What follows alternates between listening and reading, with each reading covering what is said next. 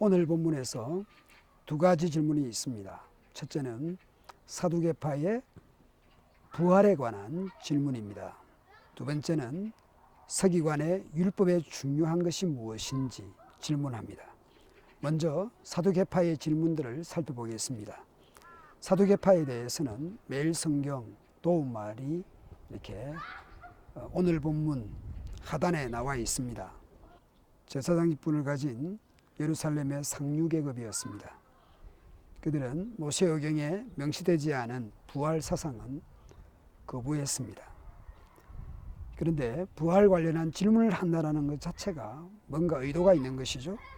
이들 역시 예수님을 난처하게 만들기 위한 질문입니다. 사두개파의 질문의 근거는 신명기서의 말씀에 형사수치혼이라고 하는 그 말씀에 근거하고 있습니다. 형제가 함께 살다가 아들이 없이 죽었을 때에 그 죽은 사람의 아내는 딴 집안의 남자와 결혼하지 못합니다.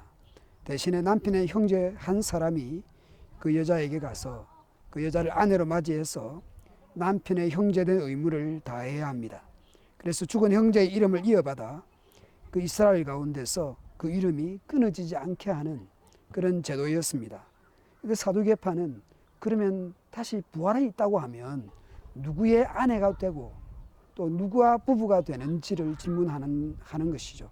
따라서 부활이 없다라는 겁니다. 이 말씀에 근거해 볼 때에 부활이 없다라는 겁니다. 그 말을 하고 싶은 겁니다. 그러자 예수님 말씀합니다. 성경도 하나님의 능력도 알지 못하기 때문에 오해한 것이다 라는 것을 말씀합니다. 성경도 하나님의 능력도 알지 못하기 때문에 부활이 없다고 크게 오해하고 있는 것이죠. 이사야 26장에서 죽은 자들은 살아나고 시체들이 일어날 것이라고 예언했습니다. 다니엘서 12장에서도 땅의 티끌 가운데서 자는 자 중에서 많은 사람이 깨어날 것이라고 말합니다. 다시 살아나서 이 땅에서의 그 육신의 그런 가족관계가 그대로 영원히 지속되는 것은 아닙니다. 하나님의 능력을 모르고 있는 것이죠. 하나님은 산자의 하나님이십니다. 아브라함과 이삭의 야곱의 하나님이십니다. 하나님의 약속도 그들의 죽음으로 끝난 것이 아닙니다. 아브라함, 이삭, 야곱은 창세기에서 죽어갔습니다. 그러나 하나님의 약속은 출애굽기에서 이루어집니다. 하나님의 약속은 유효했습니다. 혈액 있는 약속이었습니다. 하나님께서 약속을 이루심으로 살아계신 분이라는 것을 증거하십니다. 오늘 두 번째 질문의 내용은 서기관의 질문입니다. 모든 계명 중에 첫째가 무엇입니까? 무엇이 가장 중요한 계명입니까? 우리가 주일 예배 때마다 마태복음을 따라서 계명 선포를 합니다. 우리가 하는 계명 선포는 마태복음의 본문입니다. 오늘 마가복음에서 바로 그 내용을 말씀하고 있는 것이죠. 예수님께서 주 너의 하나님을 사랑하라. 네 이웃을 내 자신같이 사랑하라. 이것이 가장 큰 계명이다 말씀합니다. 이스라엘아 들으라. 쉐마 이스라엘이죠. 신명기 6장 4절부터 나오는 말씀입니다. 그리고 이웃을 사랑하라는 말씀은 레위기서에 나오는 말씀입니다. 하나님을 사랑하는데 마음과 뜻과 힘을 다하여 하나님을 사랑하라.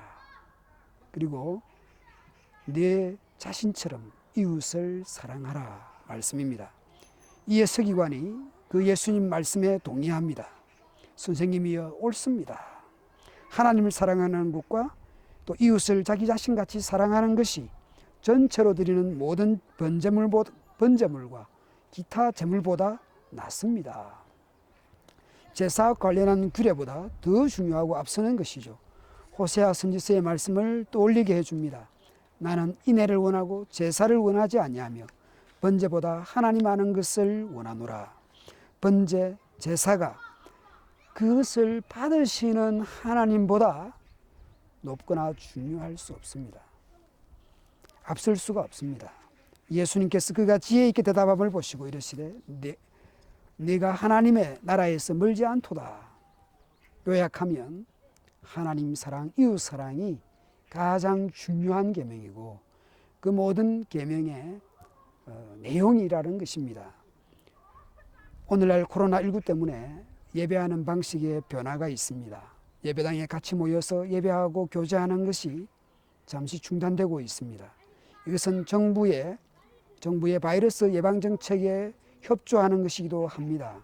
그보다 더 중요한 것은 이웃을 사랑하고 소중하게 대하는 방법이기에 이 중요한 예배를 우리는 같이 모여서 예배하는 것을 각자 처소에서 예배하는 방법으로 바꾸었습니다.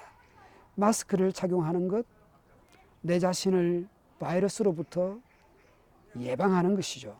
뿐만 아니라 이웃의 건강을 지켜주는 방법이기도 합니다.